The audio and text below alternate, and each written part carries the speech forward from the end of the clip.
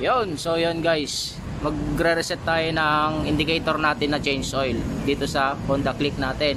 So refresh lang to, matagal na kasi ano to eh, sa mga hindi nakakaalam. Ayan, so panoorin ito mga boss. So ito na.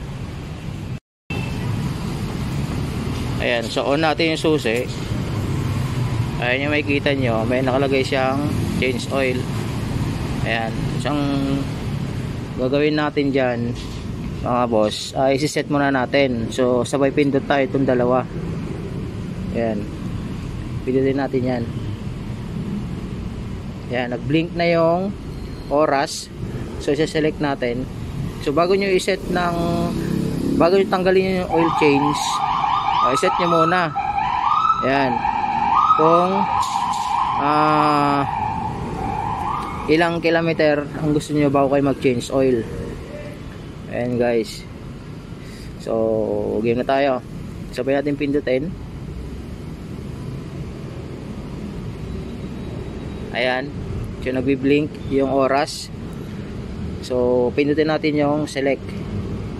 Ayan, so set na natin kung ilang kilometer. So 1,500. Ayan, every 1,500 ako nag-change oil kasi bumabiyahe ko ng MC Taxi mga boss. Ayan, so set na natin. Ayan, nakaset na. So hindi pa rin natanggal yung oil change mga boss. So mabilis ang diskarte kung paano tanggalin. I-switch off mo. Ayan, so refresh lang to sa mga sa mga nakakaalam.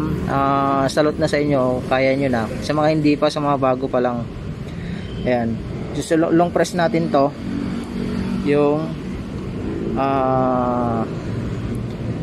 long press natin tong set. Ayan, so ayusin ko muna. Ayan, naayos ko na. So long press natin tong set bago sabay susi. Seconds lang. 1,001, 1,002, 1,003, 1,004, 1,005. Yan. So natanggal na guys. Wala na yung change oil na nakalagay. So long press nyo lang. Tapos magbilang kayo ilang seconds lang, sabay on yung susi mga boss. So yun lang. Refresh lang yun mga bossing. Okay you.